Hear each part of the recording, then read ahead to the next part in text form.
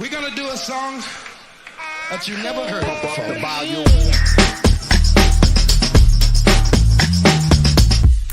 Here they come and get wicked.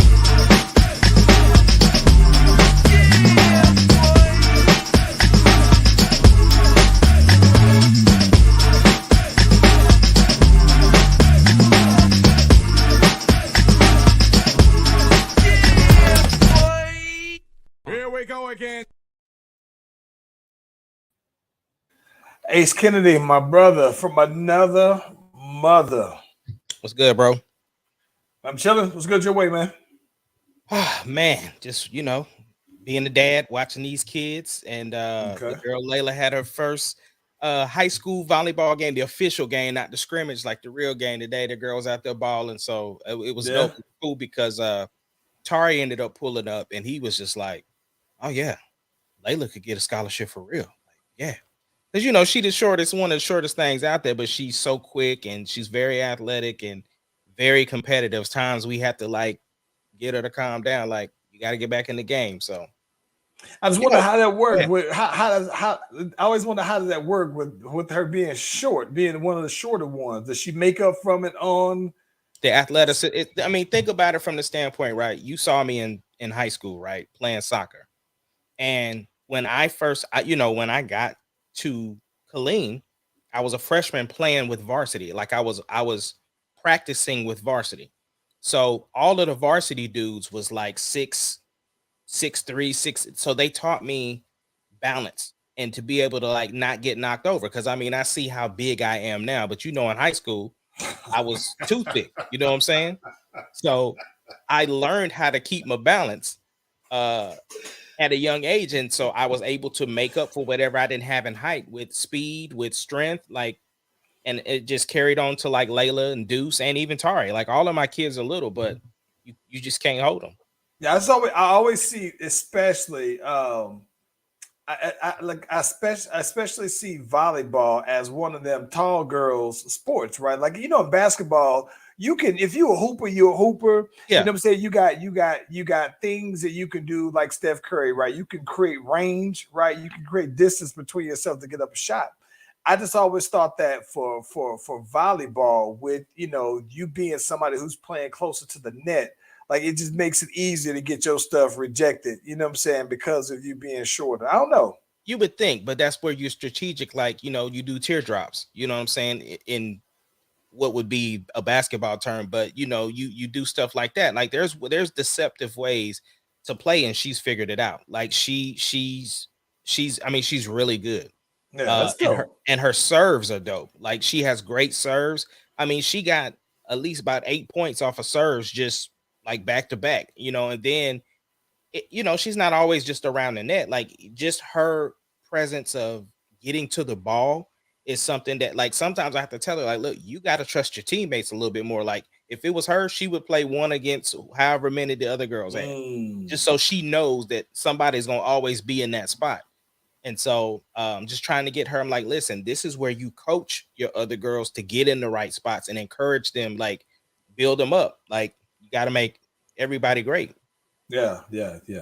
Before we get this music started, bro, I saw the picture of you and the missus at this Two Cities Pizza.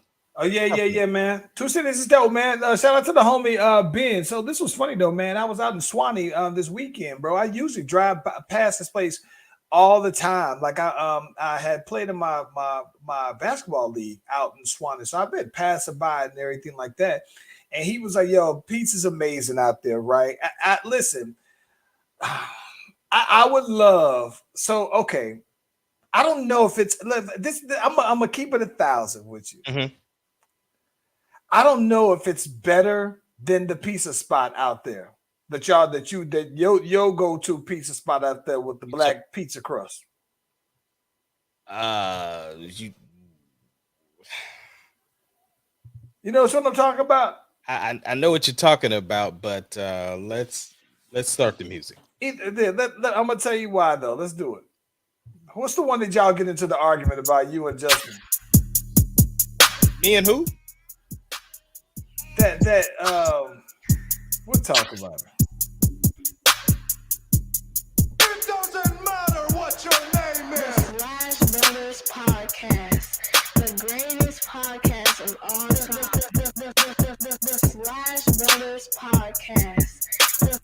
greatest podcast. If you smell what the rock.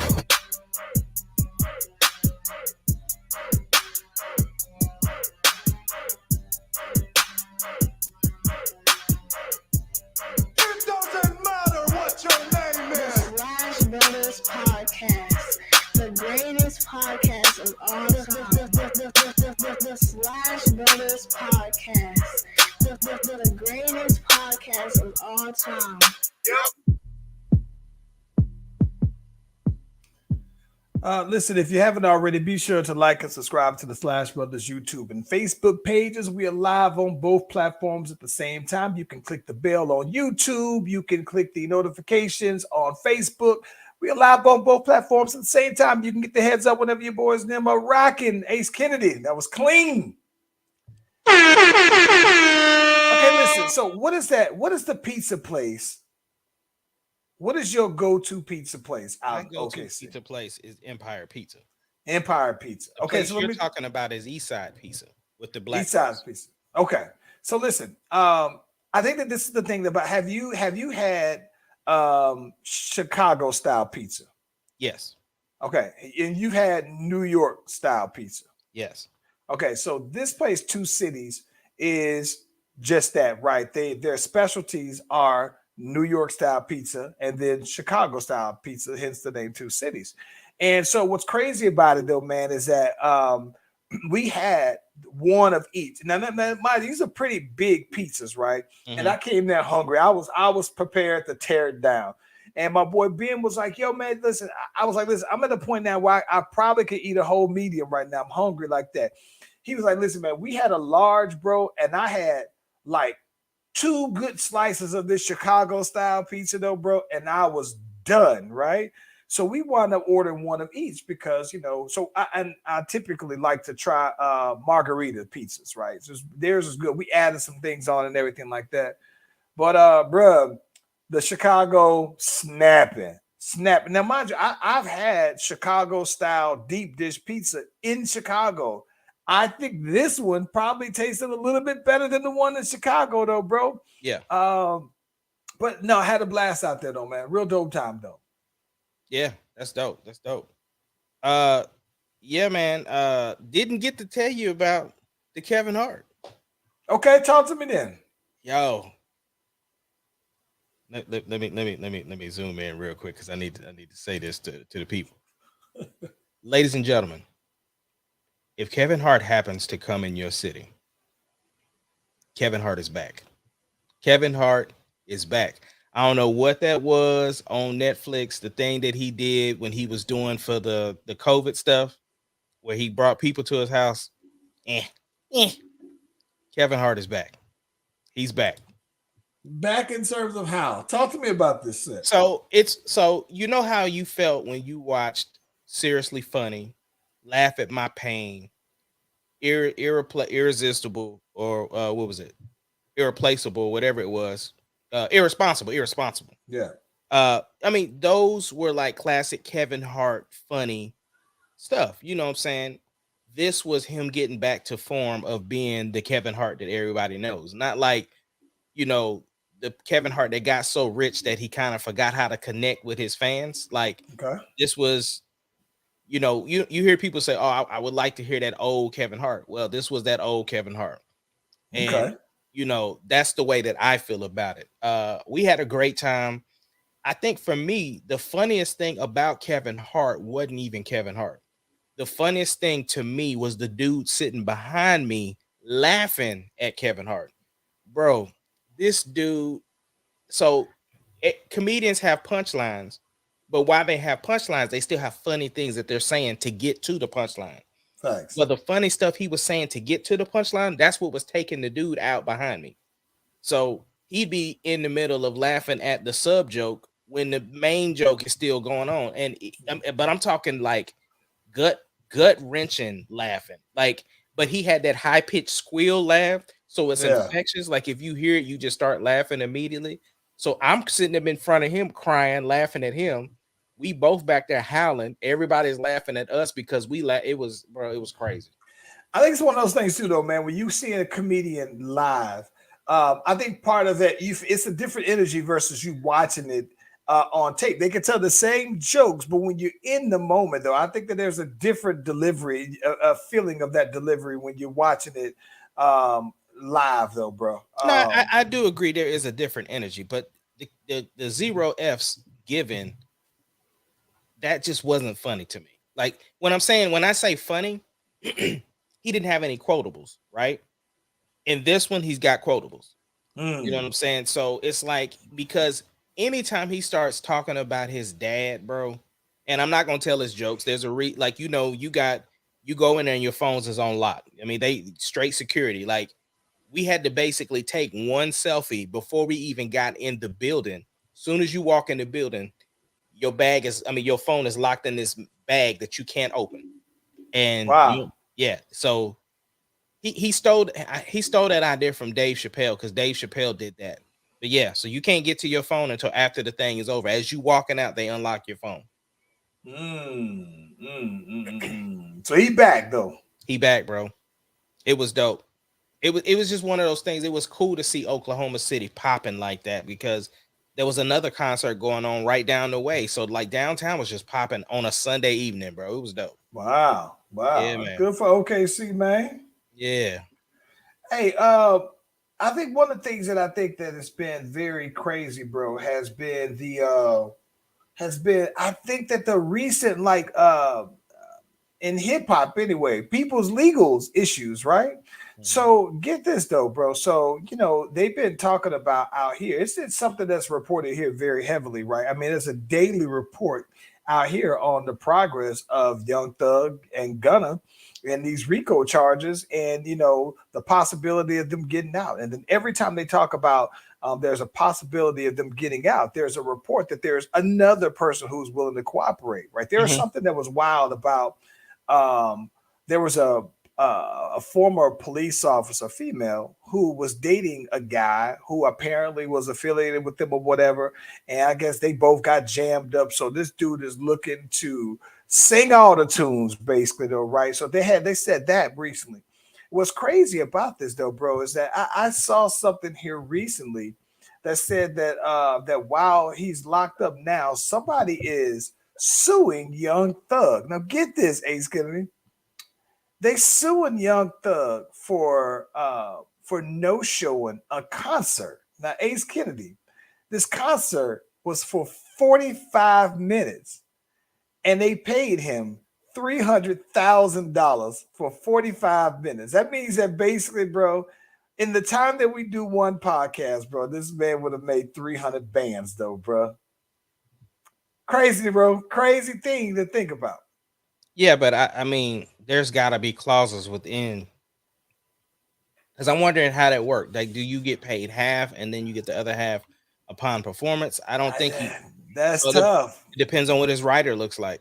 Yeah. The other thing that we're talking about, and the things that have been happening out here in Atlanta, right, is that it's been a big thing, especially out in the Sandy Spring area, right, where all of these celebrities have gotten their houses broken into. Lots of them have. The girl Marlo from Housewives of Atlanta, she actually had her crib broken into while she was at home. People, I guess, apparently didn't think that she was going to be there or whatever. And I'm going to assume as well, man, that I don't know if these people stay in gated communities or whatever, though, but somehow a lot of people, Mariah Carey recently had her crib broken into, though, bro. But it's like this. I know that crimes go up over the summertime and everything like that, but there's been a lot of arrests here recently with a lot of breaking and entries, though, man. But it's just crazy to me that this probably has been like an all-time high of crime. Now, and I bring this up to bring this full circle to get off of crime. So two things that popped on up, right? So one thing that I brought that up because also in Atlanta news, right? So 21 Savage basically kind of said something here not that long ago that was kind of talking about gun violence. He was like, listen, man, this gun, all these deaths and all this other stuff that's happening behind these gun violence and gun charges and weapons and everything like that, in Atlanta. Like y'all, they got to chill. This is an all-time high. Like this ain't even cool, right? Yeah.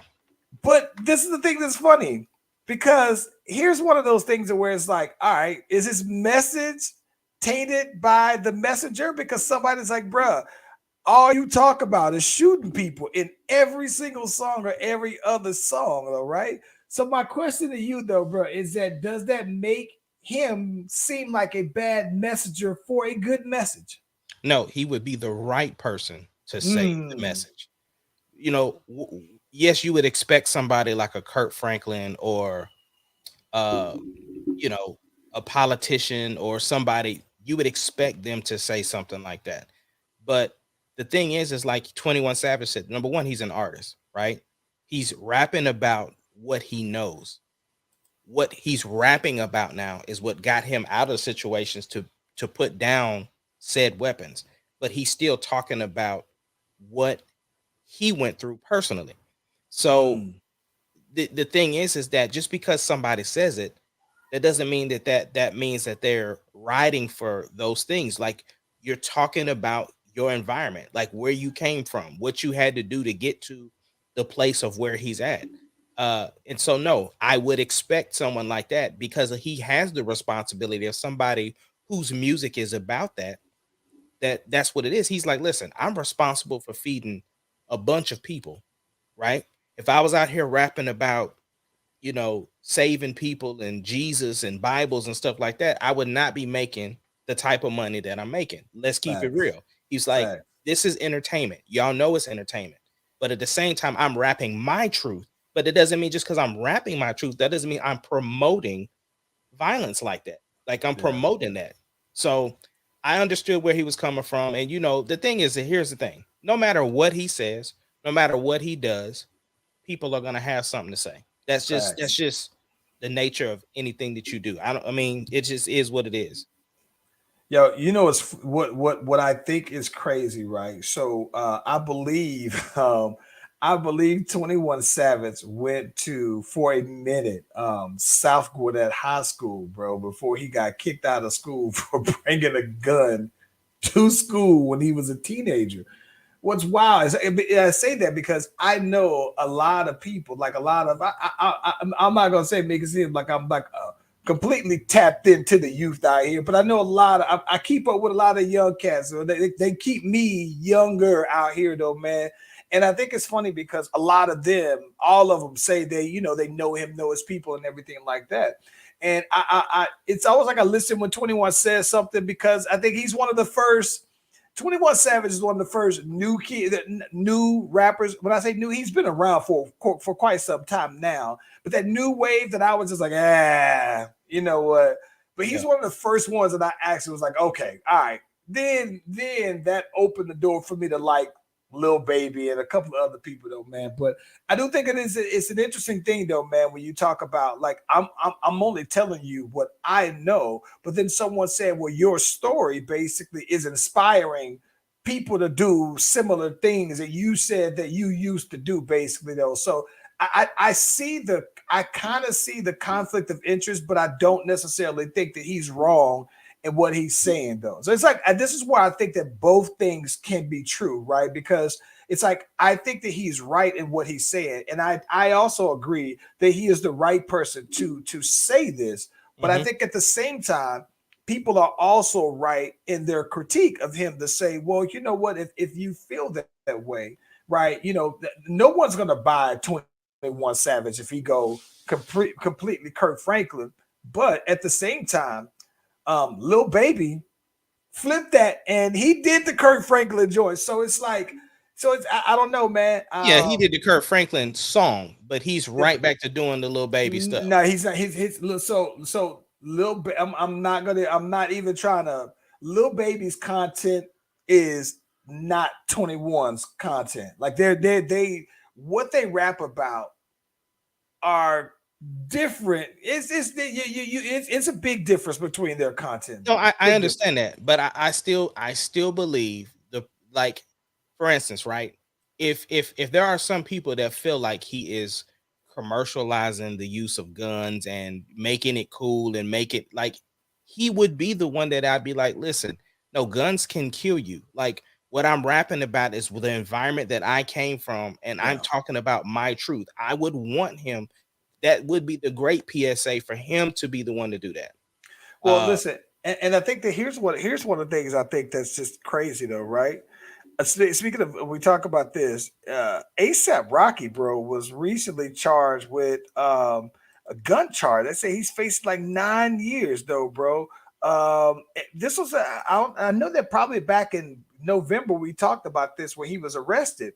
But what I'm not gonna say what's wild about this is that he apparently, according to this report, has shot or shot at one of the guys who used to be in his crew. So they have ASAP Rally. And listen, I've never been, I remember at one point somebody was telling me that ASAP Mob was like the new Dipset for New York or the new G Unit. I never, even then, I never knew that Dipset was as big outside of New York. So I never kept up with ASAP like that, right? But what's crazy about this though, man, is that ASAP this ASAP Rocky, basically the way that it was told by ASAP Relly was that Relly had went to meet up with them in LA, and they went there to talk, and somehow, you know what I'm saying, the cat Relly went there unarmed, thinking that it was just a conversation.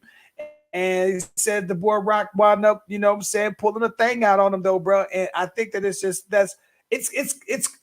it's unfortunate when like this is like if this is your man's, right? Y'all are both ASAP. Like your name's ASAP Rocky, his name's ASAP Relly. You talk about ASAP Ferg. You got all these people. You say you go that far back with them, though, man. I think it's unfortunate though, man, that when friends turn to foe, especially when friends go that far back with you, bro. Right. Yeah.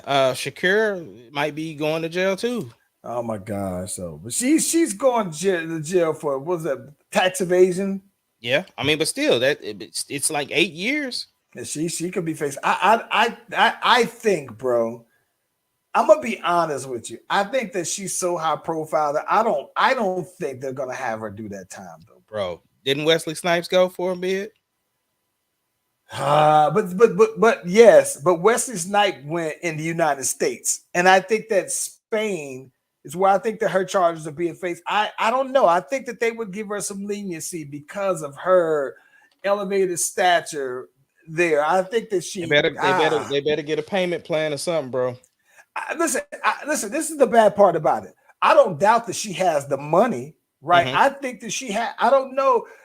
That's always the thing that I've always been blown away by, right? Like I totally understand that, you know, like there are people who professionally hide and evade taxes. There's loopholes within the law of, you know what I'm saying, like when you talk about 45, right? It was a big deal that 45 had, you know, had paid, I don't know, what was the number, like $700 in taxes or something crazy like that though, man. But there were all these everybody wanted him to produce his tax returns and everything like that. And what was crazy about that is he did say, hey, you know, I do take advantage of the laws that Jovante Biden them pushed through, that they incentivize all these other people. So it's like, I know that there's a way that you can get away with it. I just wonder when people are evading taxes, like, and you get caught, like, what were you doing that the other people who do this, who create shell companies and all this stuff, like, why ain't you getting them to do your stuff though, bro? I don't know, bro. I mean, because you know these people hire accountants and stuff like that, and if their stuff ain't getting taken care of, they're the ones that's got to show face for it. So I'd imagine though, bro, that if her net worth is anywhere close to what people report, I'm gonna have to do the research since the research department ain't here. Hold on, I'm just gonna do Shakira net worth. Okay. So Shakira, I thought it was gonna be like 100,000, bro. Yes. So, bro, they said her net worth is $300 million though, bro. So I'm thinking that, bruh, if her net worth is 300,000, and actually it's updated, it says 350, and she said they say she has a yearly income of $30 million. So I don't know how much she's shaking or whatever out of these taxes, but bruh, like stop. They just need to come up with a suitable agreement and get to it. That's what they need to do.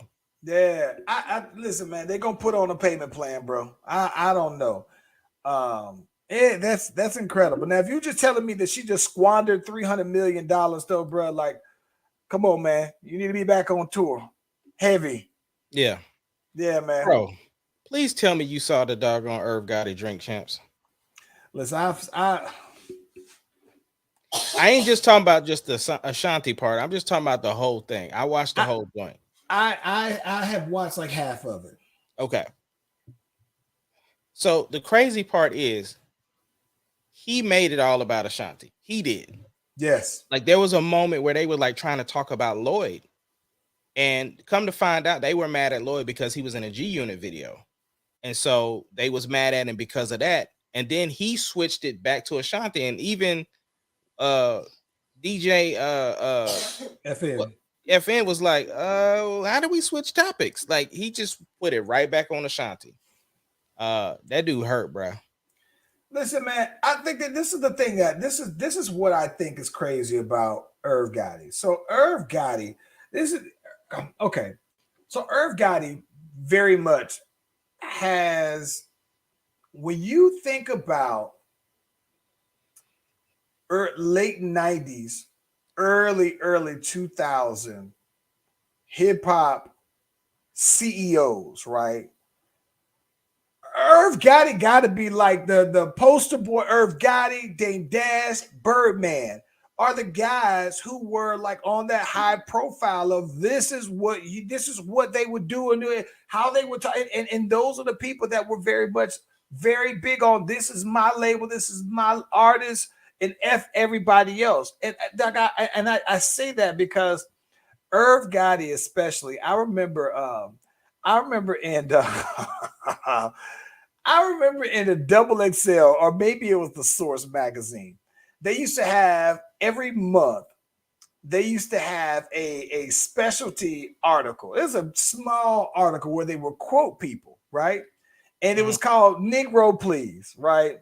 And in Negro Please, it would be every time somebody would say something and you would say, Negro Please. Like seriously, like somebody would say something, like if somebody says something outlandish, if somebody just said, yeah, you know what, man, if somebody said, if you would have said something like, listen, no, bro, on the cool, man, Usher's not if you said this, if you say, yeah, on the cool, man, the only reason why Usher has his residency deal in Vegas is because, I turned it down because I was going to be busy this summer, basically, right? Something outlandish like that.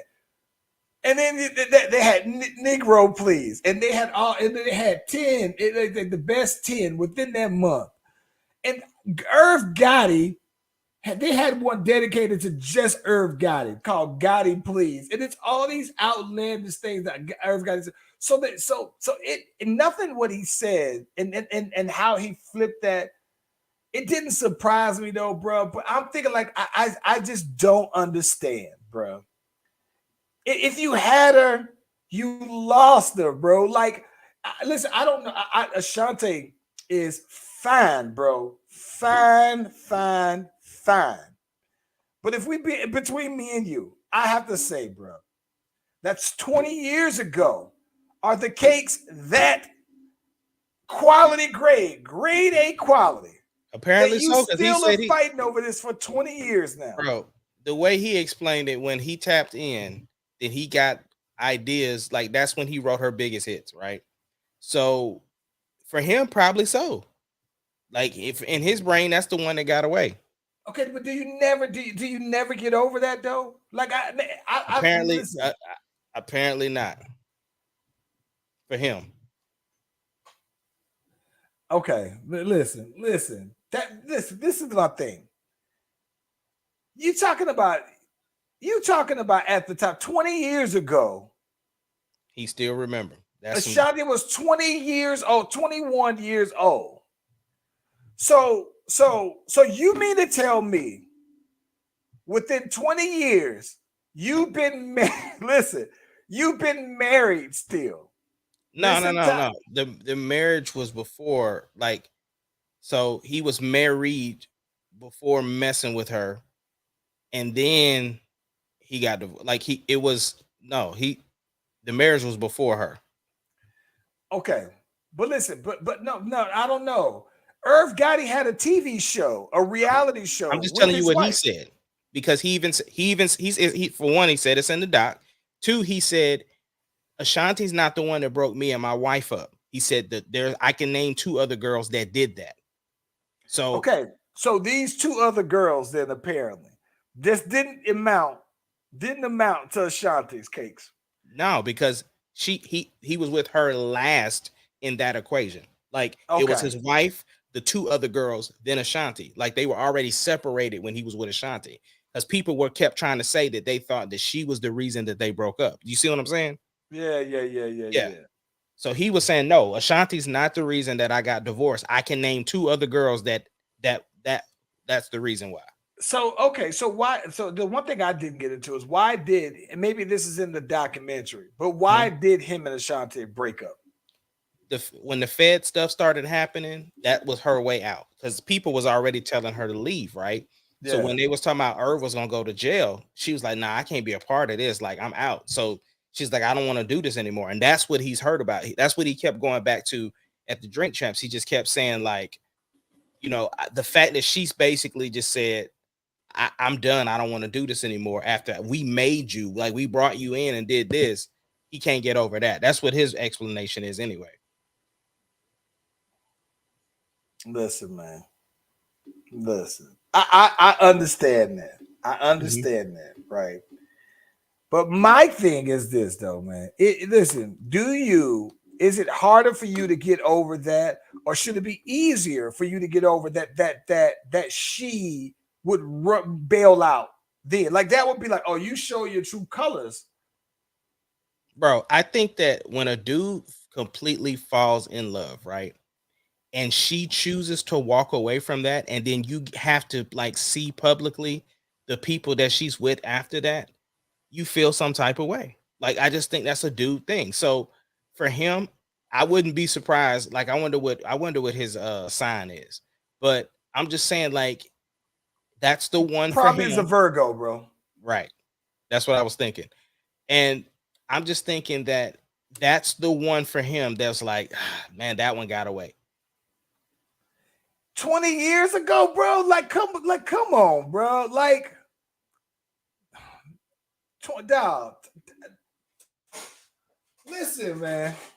20 years ago, right? So you mean to tell me within 20 years, you ain't found nothing that was better than a 20-year-old? This is what, according to him, he's been with nothing but bad girls since then. Like when I say bad girls, like the it girls. I'm sure. So, I don't doubt it. But apparently that they ain't enough. Apparently not, because he's still on about her. Right. And here's what's funny, because Ja was trying to get him to stop. And he was like, man, I'm Switzerland, because it's like, I have a relationship with her, but that's my man's. You know what I'm saying? So it's like, what am I supposed to do? He's June, so that makes him like a Gemini or something like that. I don't know. I don't do the astrology thing anyway, though, man. But either who, though, man, I think that. Well, I'm mad that you just came up with that he was a Virgo, though. That's what I'm mad about. That seems like Virgo behavior. And then this is the thing that's crazy to me about it too, though, right? I mean, like, listen, never mind. We can get into it. That's a whole. Listen, I mean, but here's my thing. I'm gonna get off of it when I say this. Okay, here's a take. Okay, what if, right? What if that was 20 years ago? Mm-hmm. So Irv Gotti's 52 years old. So that was 20 years ago. He was 30 something, right? What if she was thinking like she was bailing out? What if she thought that, all right, this is Irv's peak? Like, maybe you peaked at 30. Like, that was prime Irv Gotti time. And she just said, all right, it's time to slide, because maybe, but that's the thing. She's never gone public about their relationship. That's the whole thing. Listen, I always used to practice. I would hear, you know what I'm saying, back then that was something, but I never, no one ever, like I said, nobody ever knew before for sure until Irv said it though. That's what I'm saying. So that wasn't like it. I think it was a private relationship, and he's just leaking it now because I mean, obviously, people want to see the doc. I'm like, I mean, listen, I'm not gonna even cap. I like Irv Gotti, man. But he's looking bad out here, bro. Like I like Irv Gotti, the creative. I like Irv Gotti, the contributor to hip hop, though, man. I like Irv, but he's out here looking bad, though, bro. Switching topics, bro. Question for you. So Bronny was out here balling the other day, and he ends up dunking over some people, right? And the boy Skip Bayless tweets him, and basically is like, "Man, impressive, but your dad would have used his other hand." You got problems with that? I don't. And I think that I was watching Undisputed this morning, and Skip cleaned it up because he was big. And listen.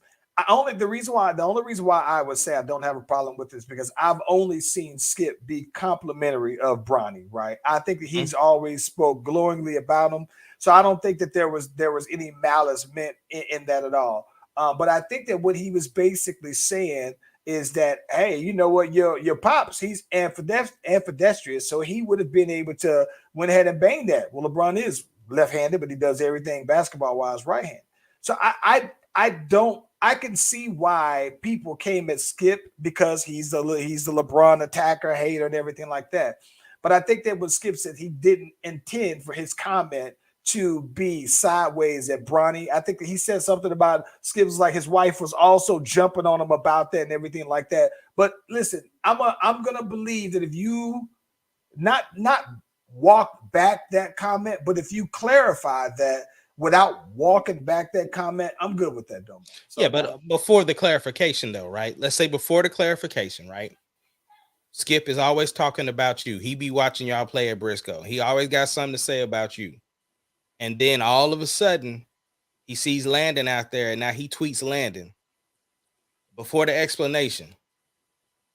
You ain't got nothing to say to Skip? I don't, man. I don't, because the reason why I say that is because the one thing I think is really dope about LeBron and Bronny, right, is that I think that LeBron, like I think Bronny has been in the spotlight more than any of these other kids. Even more than Dwayne Wade's. Yeah, more than Dwayne Wade's, more than Michael Jordan's kids. I think Bronny is a bigger celebrity than a lot of the other famous athletes' kids, right? But I think that the other part to that is that I don't think that LeBron has basically tried to shy away from him from doing it. I think if anything, LeBron's been boosting there. So and which is a compliment to Bronny, because once you do that, you automatically get opened up, especially the comparisons, right, to LeBron. So it's like, if you're basically, to me, if you're Bronny and you're saying, oh, your dad would have did this with your left hand. Well, your dad is a top 5 player of all time. So it's like, if that's what you're comparing me to, then I don't really see that as necessarily a bad thing. But I only say that because in real time he was impressed by it. So I'm not mad at it though, bro. That's cool. Staying on LeBron, bro. You Russ, and you hearing all the chatter about the trades. You hear LeBron is pushing for this boy Kyrie to come. How does LeBron do? I mean, how does Russ do it, bro? How does he go play for the Lakers this year? Listen, man. We talked about that before, man. We talked about that last week when they came to once it's been. Listen, okay. So what makes the Lakers worse than what we talked about the last time, right? Because you and I disagree with the sequence of events when it comes to the Paul George and Russ trade. Who said what, whenever, whatever, right? But I think that what makes this worse is that, okay, the team wants to trade you, right? They want to get rid of you. But at the same time, it's at the request of the face of the league and the number one guy on the team. And not just that. I mean, he's practically courting your replacement, though, bro. So the same way how, like, it's gonna happen, right? I just don't know how. I don't know how it doesn't happen. It's just a matter of time. And maybe Russ is looking at it like, okay, it's. But then what threw me for a loop is I thought I see something that Russ and Kyrie were training together. No. Russ and Victor Oladipo. No. I mean, There's a video. Look. There's a video of Kyrie and Russ training probably with the same trainer. Mm-hmm. But then that's what made me think that I'm very positive I saw that they were training. But it just tells me that that's the business, though, man. So the reason why I said Victor Oladipo is because Victor Oladipo was saying that. Okay, this was 4 days ago. Let me see something. Yeah, there's. Hold on.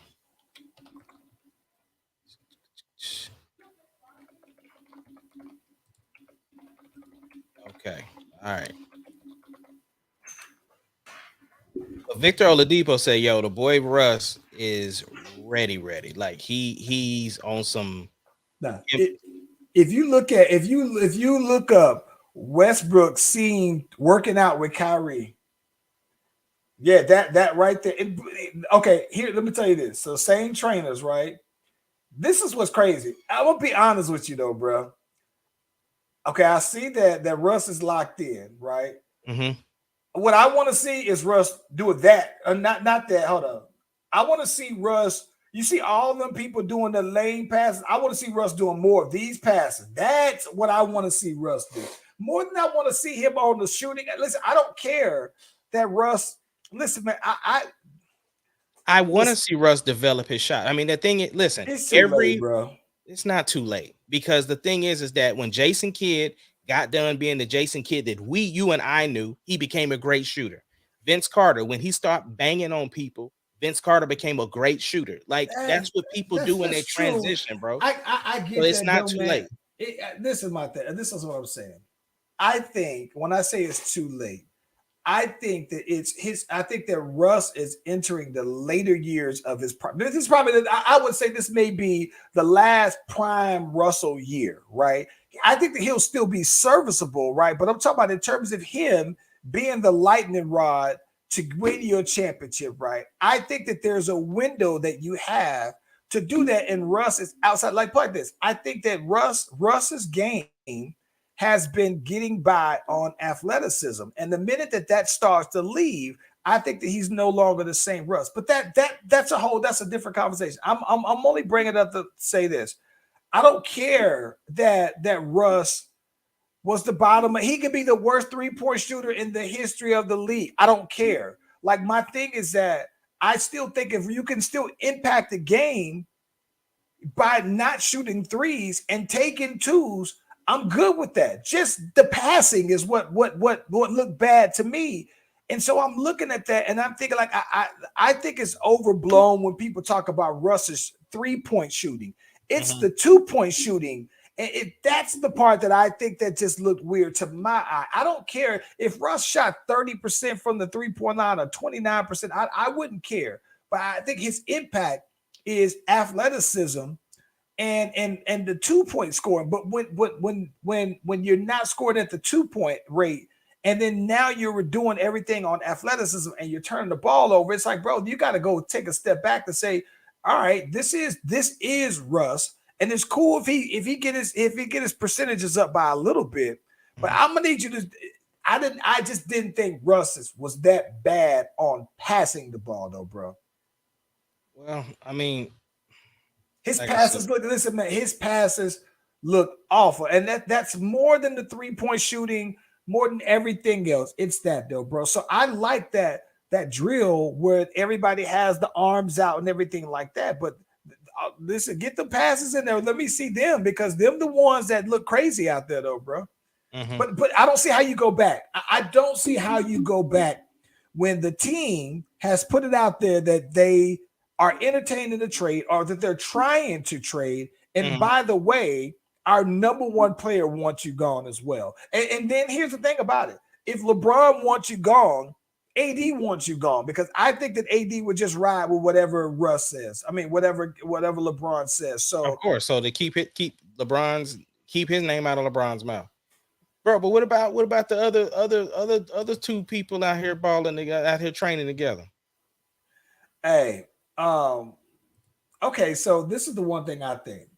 I'm kind of mad about it, but I'm kind of not at the same time. If they've worked out in the past together, okay, I'm cool with that, right? But at the same time, I do think that it benefits everybody. It's a mutual thing because I think that there are things about KD's game that Tatum can pick up, right? But I also think that KD got some things that listen, man.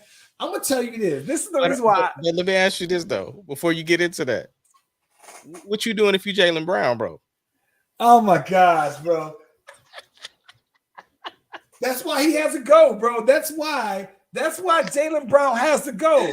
Because now you working with the ops. And not just that, they said that they want to trade me for this dude, and you working out with him. Listen, bro. But listen, I don't know. If I'm Jaylen Brown, I've never asked to be traded, but I would be perfectly fine. You can't go back to that though, bro. You working with the ops. You training with the guy we just beat, and they said that we thought we could have won the whole thing if we had him.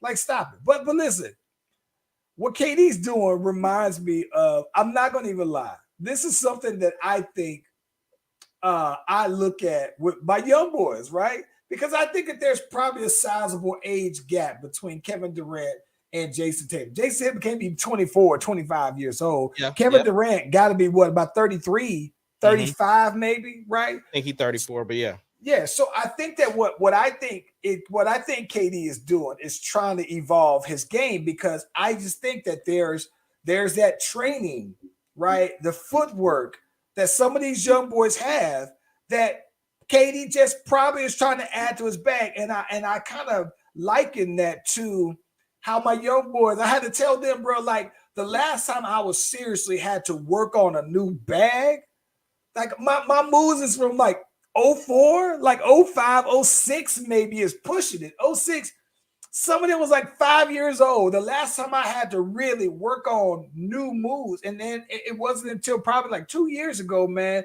that I was just like, okay, yeah, I tapped into what they do. I think KD's trying to do the same thing. So I'm not mad at that. It's just, again, I didn't think about Jaylen Brown's aspect of it, because if I'm him, forget both of y'all. Y'all can have each other, bro. The boy should unfollow him from Twitter quick, bro. Listen, he gotta unfollow him, bro. You working with the ops, bro. And that's also telling me that you're co-signing this, though, bro. I don't know, man. Last thing I want to bring up, bro, and then it's on you, but my boy Tank had his had the pod on the Breakfast Club, and he talked about his last project. You know, his last album's coming out Friday. And are you excited? Bruh. Listen, the only thing I didn't do was pre-order the album just because I have Tidal. I would have pre-ordered just on GP, just because I want to support my boy. But yes, Friday I'll have a review for the pod. Okay, let me ask you this though. Do you expect for this to be pure, unadulterated Tank, or do you expect for him to say, hey, this is the last album, I'm gonna empty the clip and I might experiment? What if Tank comes out there singing over some of these Drake and Euro UK style beats? He's not. Tank, he already said what his album is gonna be. He said like the first half of the album is straight. You need to be around your spouse or you're around your significant other, because he coming with that thing. He is one of the ambassadors for pure R&B. He's like, look, I understand the business. I understand that you know, the trap style, or you know how these people are sounding like rappers or rappers sounding like R&B. Like, he understands that whole dynamic. So he's one of the ones that's like, no, this is my bag. This is what I do. He talked about his hearing thing. Like he still can't really hear out of his right ear. It's some random thing that some nerve thing that he was having vertigo and stuff, and he just let it go. You get old, man. That's why you stuff start to go when you get old, bro. Yeah, well, he lost it in his right ear. He said he's about 10% now. What would you say though, bro? What would you say, man? If Tank came out there and the production sounded like them that house music though. You want to hear Tank on some house music beats? I've already heard Tank do Be a Star. He had the one song, and that was more like funk though. That wasn't like the house sound to me. I mean, I get it, but I for one, I didn't have an issue when Drake did it, so I had an issue with Beyonce doing it. So if Tank did it, Tank can't do no wrong. If Tank comes out there and sings on some house music though, bro, I might literally have to put down R&B for a little while, bro. It's not gonna happen, bro. Tank is. But listen, I believe this album's gonna be the one, bro. He did have some interesting takes. He had some interesting takes, like they were talking about, you know, how people, because they were asking him like, what's some of the reasons he wants to stop doing music, and he was like, he said, it's not that I'm going to stop doing music. I have a problem with doing an album. Like there's a lot of work that goes into putting together a project. Thanks. And he was just like, he said, listen, to be honest, like you look at Beyonce, who did what, over 350 streams or whatever, 350,000 streams or whatever it is. And people are looking at her like, oh, beat and fell off. Like how is that falling off? Like she did 350, first week. He said, but this is how you know there's a disconnect, right? He said, I go to Chris Brown concerts and he's selling out arenas. Like it's sold out. But then he does 75,000 in his first week. There's a disconnect. He said, so so they were asking, it was like, well, if Beyonce's doing this, Chris is doing this, where do you expect your numbers to fall? He said, listen, I'm not even going into it looking at it like that. He said, I'm going into it like this album this is my last project, but this is for the people that have been rocking with me for the last 20 years. And if anybody else listens, God bless you. Like he was just, what I'm saying is very realistic about it. It wasn't he riding up to the sunset, bro. He riding out. Listen, I'm gonna be honest with you, though. What Tank is basically confirming is that all of the numbers, the metrics are all fake. Facts. Like there's nothing real about the numbers. There's nothing real about the algorithm. The algorithm. There's nothing genuine about the numbers. All those numbers. But here's the thing about it. But that's the reason why I think that when people were disappointed about we talk about Chris Brown. I think that's the reason why people were kind of disappointed that Chris Brown album sounded the way it did, because it catered to the algorithm, right? And I think that it's weird, bro, because to me, he is absolutely right. You can't say this is a down Chris Brown album and then he's still selling out arenas. But then the flip side of that, though, right, is then you have somebody who's like Russ, who doesn't have the streams that Chris Brown has, and he's out here doing a show at the pyramids out in Egypt, and it's an epic show. It's just, bro. The math ain't mathing, bro. Look, Rod Wave just did 150 first week. What does that mean, though? I don't know what that means, but apparently it means something to these companies. But what I'm saying is meaning that, like Tank said, like, look, I'm cost effective because most of the stuff I do is what I do, right? So big companies don't have to like put out a whole bunch of money. He said, but same with PJ Horton, right? Right. So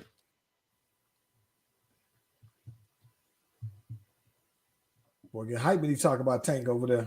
But at the same time, though, he also was saying like these big majors aren't putting out for R&B anymore because the landscape of R&B is changing to that other lane. Peep this though, right? You talk about putting out, right? So they were talking about NBA YoungBoy, right? Is putting out an album, and this will be this is how oblivious and how things go over my head. So I've never until this weekend, bro. Not even this weekend. Until 2 days ago. I guess that is this weekend. I had never heard a song by NBA YoungBoy, right? Mhm. And I randomly, I still haven't. But okay, so listen, randomly something popped up on my feed on YouTube, and they were talking about all the people NBA YoungBoy has had beef with. He's had beef with it. He stays in a beef, right? There's never a time that he doesn't beef with somebody. Mhm. And they outlining him and his beef with Lil Durk, him and his beef with his people who he used to have in his camp, and all this other stuff, though, right? Well, he has had 3 albums now in this calendar year that have been top 5 albums, not just period, top 5 album. I was like, wow. But what's crazy about that is they were talking about NBA YoungBoy. He has a deal that was expiring with Atlantic, and they were talking about they about to upgrade. They were talking about they about to up him to like a $60 million deal or something like that. And then what's crazy about it is that next up, right, YoungBoy wise, Kodak Black is coming, right? So Kodak Black is coming up on his last one, so he's gonna be another one of those ones where it just tells more and more though that that majors are putting more money into the rappers though, bro. Yeah. I don't know, man. I think that it's an interesting dynamic though, man, because like I said, I just think that I don't know, man. It makes me understand more why Chris Brown's album would sound more hip hop if he knows that that's more of what majors are pushing like that, though, man. But I listened to NBA YoungBoy for the first time, though, man. And listen, that boy be talking wild reckless on that, though, bro. And I only listened to him because I listened to the songs where he dissed people in the songs, though, man. Oh my gosh, though, bro. He was talking wild reckless. And I laughed the other day. I was at the park, right? And one of the boys on my team, he's playing ball and he is on fire, right? And he's young boy, so he playing with the earbud in his ear, right? So he is on fire. So literally, we playing the last game. Last games we go. First game 16, last game is 16, right? So he comes out, he's firing. We playing the twos, and we see him come out and knock down the first 3 shots as threes. So we kept feeding him the ball. He's on fire, on fire, on fire. Somebody said, "Dave, boy, what you listen to? NBA YoungBoy got you." Because he came out with the strap, bro. He came out with the strap, and he was on fire, though, man. And I died laughing. When he said, "What you got? You must be banging that YoungBoy. He got you hype over there, man." Wow, man. That's crazy. Listen, I'm going to get you out of here since we're talking about music, but I wanted to ask you, have you listened to the Games album yet? I listened. I think I'm like 5 or 6 songs in. Same. I'm gonna be honest. So I'm about 5 songs in, and I did go and listen to the Eminem disc because somebody was asking me about it and what I thought about it. I'm gonna be honest. I like the 5 songs that I've heard so far because he starts out with a dope little sample from Ice-T. Then he got the Kanye song, and he got some bangers. Now, I think he has Hit Boy producing the majority, if not all, of this particular album. So production-wise, it's fire. I thought the song that he did dissing Eminem was kind of weak, bro. I was like, huh. I heard people say that. I haven't listened to it yet. So yeah, I haven't listened to that. I'm gonna be honest. If I'm Eminem, it's not even worthy of response. And so that the biggest compliment that M can give Game is to respond. Like, and I only say that because here's the thing, right? I've heard the Game do other people's styles before, where he purposely did a style where he rapped like Kendrick, right? And then even on his song he has with 5 Foreign, he is doing drill rap style, and he is rapping like the rap to show that, oh, I can do that too. So when he did the Eminem song and he was rapping like Eminem, I was just like, yawn, like, no. And it's not what I, you know what it is? It's just not what I want to hear when it comes to the game and doing a diss record. Like if you go diss him, do it your style, go straight LA style, go that way. And I don't know, man. It was just nothing that I just was blown away by. And I was disappointed because we are big fans of the game on our, we celebrate the game on ours. So, but that one right there was a swing and miss to me. Yeah. So you basically saying he should have been back in Kim's DMs versus making that diss record. He should have, man. Listen, bro. Like I said, that wasn't the one. And it's a 10-minute song at that. And I listened to the whole. Listen, the song was so long that I listened to it just on YouTube, not YouTube Music, where it had 3 commercials, 3 ads popped up while I was listening to the one song, though, bro. So, no, not that impressed with it, though, man. Not at all. And that's crazy. Now, what you got going on, man? I gotta finish off. I got a video that's about finished, so I'm trying to finish that on off. And so that's like my big thing. And I still got some songs I need to finish. The big thing that I'm doing is working on leaving my music distribution company, which we'll get into on Friday. Hence the name Free X-Man. So yeah, that's all that I'm really working on. Listen, you know what's crazy is that I need to I officially need you to send you the session for my song. It's just I'm not that one half of it. It's just not hitting though, bro. And I think that what I want to do is I gotta send it on over to you, bro. It's for some reason I'm not just it. This when you hear the vocals, right? I think that you'll like the vocals. It's just not quite sitting how I wanted to sit, and I'm missing something though, bro. So I gotta see. I'm gonna send it to. And here's the other thing too. So what's and that's a delay because I want to put out I want to put this song on now, and I can't put it out until this. I got a video for it and everything like that though, man. But I can't put it out until this 1 minute part of it is right. So I'm gonna have to send it on over to you though, man. All right, that's what's up. And by the way, the song, the video has been exporting now. It's working on about 2 hours, and it's been exporting now though, bro, for the 4K. Actually 2.5 hours. So yeah, that thing crazy for a minute. Yeah, it looks like I got it's on 86% now. So okay, yeah. That ain't too bad. Yeah, not too bad, but it'll be tonight though. All right, bro. Well, listen, Slash Brothers, if you haven't already, like and subscribe. We out.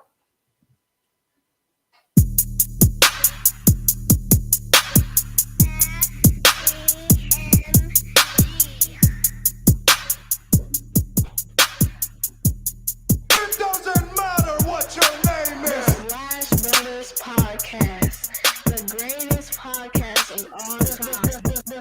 The Slash Brothers Podcast. Hold on, we had to turn the music out for that one. What is that sound that you made? I don't know. Oh my gosh. We out, bro. We out, man. Off for that one.